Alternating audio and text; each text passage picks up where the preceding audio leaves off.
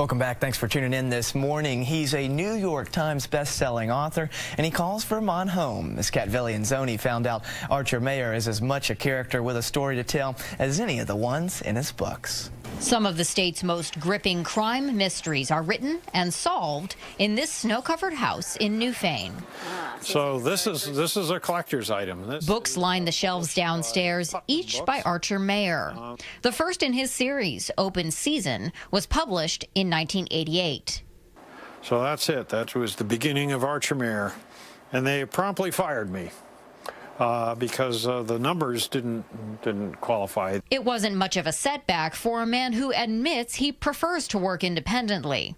Mayer and his wife now run their own publishing company, and his books are on the New York Times bestseller list. And I look at them as examinations of what make us tick as human beings. He's a self-described restless soul who left home at 14, traveled the world, but found home in southern Vermont. I mean, everybody knows somebody that purported 6 degrees of separation is about 1.5 in Vermont, if that broad. That restlessness also means he's a man of many hats. Writer, photographer, those are his photos you see on some of the book covers, medical examiner, and former police officer, volunteer firefighter, and EMT. I'm there, right smack in the middle.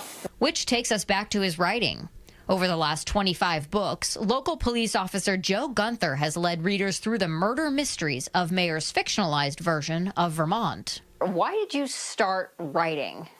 I guess because I was born a bald-faced liar, you know, and you got to channel that constructively. The stories he tells are fiction, but the details often aren't. So I try to get my place, my procedure, my law enforcement right. And in his own diverse career, he's seen it all firsthand.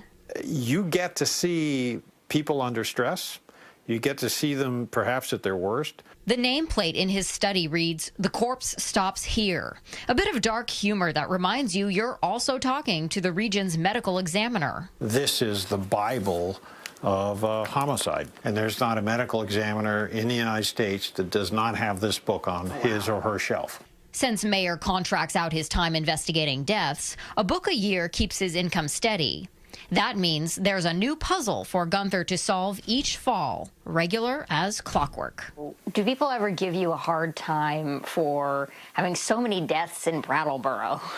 Oh, sure. But the Chamber of Commerce once threw a whole weekend about Joe Gunther. So obviously, I mean, they know there's no such thing as bad publicity when it comes to that kind of stuff.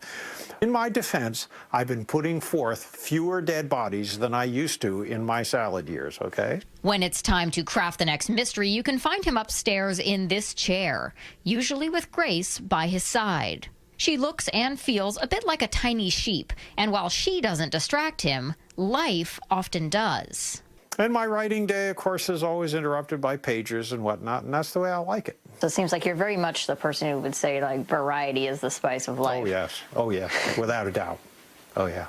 Viglienzoni, Channel 3 News, Newfane. His next book, The Company She Kept, comes out this fall, and he'd tell us that it centers around the governor who's gotten herself into a sticky situation, but that is all, so we'll have to stay tuned. Yeah, seems like quite a character there. Yes, he does, absolutely. Uses a pager, talks about his salad years, my kind of guy.